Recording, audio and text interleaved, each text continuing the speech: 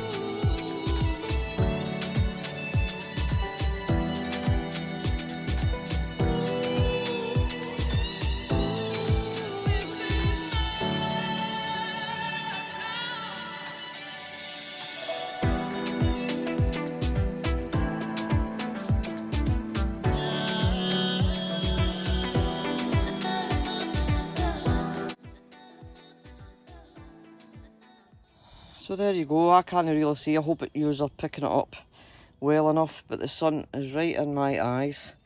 I don't want to fill it right up as I am going to be placing the pots in there.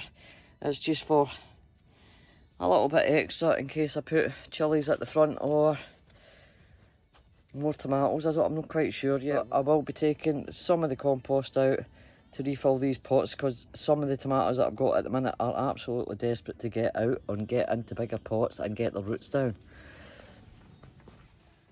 Right guys, just a wee quick overview of this bed here.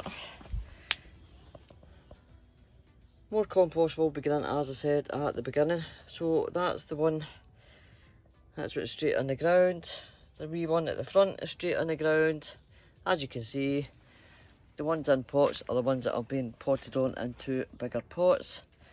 They are now strung up, ready to go and climb their way.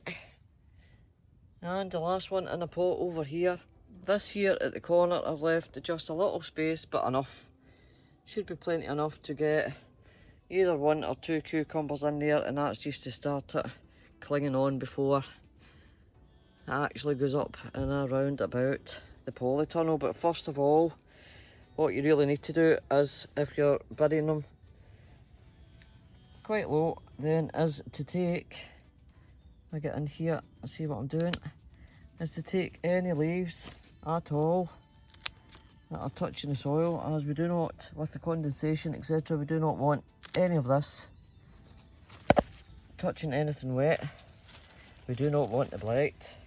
Now the blight comes, we get it whether we like it or not, but we do have to try and hold off and take precautions. So this one here, which is touching the polytunnel itself, that leaves coming off because during the night and first thing in the morning this here gets very wet, and we do not want that touching. So in France, actually they take all the leaves off at this stage from the bottom, which I think is a bit silly, but I'm going to do the same with half of that, I think.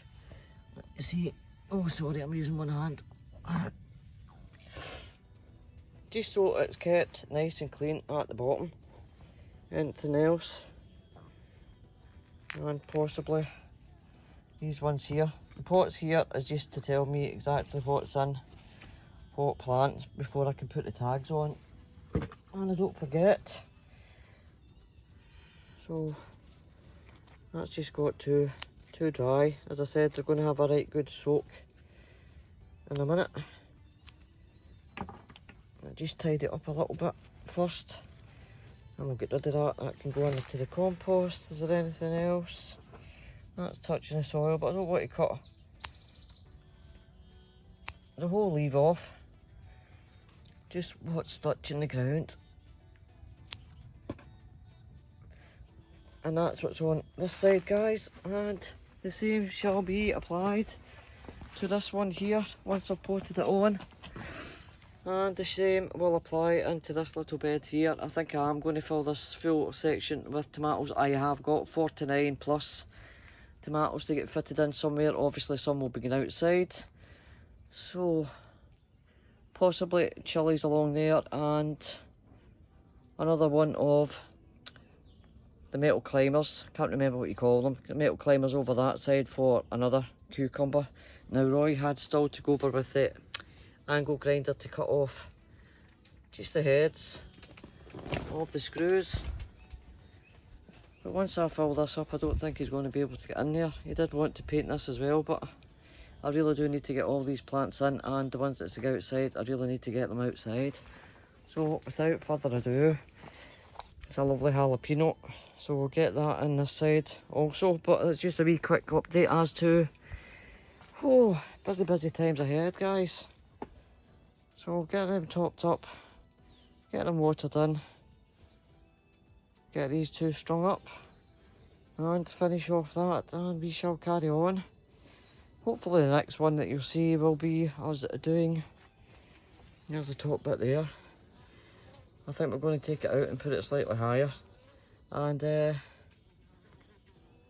I'll show you us. Hopefully the video will go up. If we make a botch up, you will not see no video, but hopefully it should be straightforward enough. He's got to take out all those tiles again that he fitted, so that we can get the posts in, or the door frame should I say.